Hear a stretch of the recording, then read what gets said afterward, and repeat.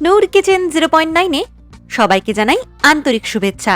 আজকে আমি আপনাদের সাথে শেয়ার করব খুব হেলদি এবং টেস্টি একটা নাস্তার রেসিপি, সবুজ ডিমের রেসিপি।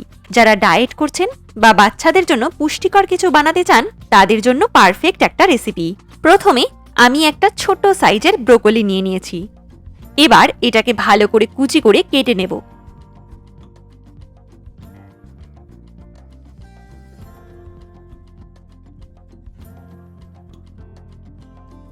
সবগুলো কাটা হয়ে গেলে পরিষ্কার পানিতে ভালোভাবে ধুয়ে নিয়েছি।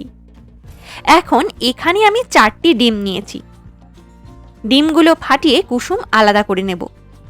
একটি পাত্রে শুধু ডিমের সাদা অংশগুলো নিয়ে নিলাম। এবার এর মধ্যে দিয়ে দিলাম কুচি করা ব্রোকলি, একটি বড় সাইজের পেঁয়াজ কুচি, ধনেপাতা কুচি, কিছুটা কাঁচা লঙ্কা কুচি, স্বাদমতো লবণ এবং অল্প পরিমাণে কালো গোলমরিচ গুঁড়ো। এখন হাত দিয়ে বা চামচ দিয়ে সব উপকরণ খুব ভালোভাবে মিশিয়ে নেব। চুলায় একটি প্যান বসিয়ে দিলাম। এর মধ্যে অল্প সরিষার তেল দিয়ে তেলটা গরম হতে দিলাম। তেল গরম হয়ে গেলে 1 হাতা করে ডিমের মিশ্রণটি প্যানে দিয়ে দেব।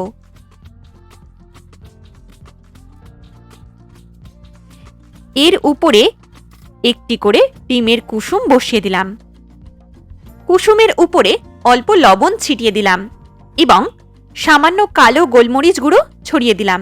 এইভাবে প্যানের অন্য পাশে 1 হাতা মিশ্রণ দিয়ে তার উপরে আর একটা কুসুম বসিয়ে দিলাম।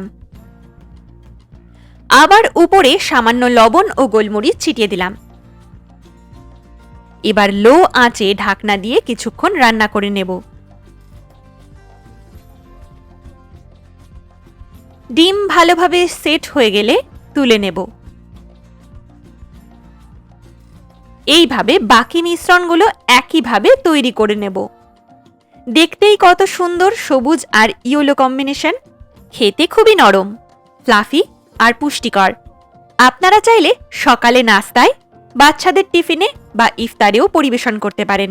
রুটি, ব্রেড বা শুধু সালাডের সাথেও খেতে পারেন। দারুণ লাগে। যদি রেসিপিটা ভালো লাগে তাহলে ভিডিওতে একটি লাইক দিন, শেয়ার করুন আপনার বন্ধুদের সাথে। আর এমনই সহজ ও হেলদি রেসিপি পেতে আমার চ্যানেলটি সাবস্ক্রাইব করতে ভুলবেন না। আবার দেখা হবে নতুন আরেকটি রেসিপি নিয়ে। ততক্ষণ পর্যন্ত ভালো থাকবেন, সুস্থ থাকবেন।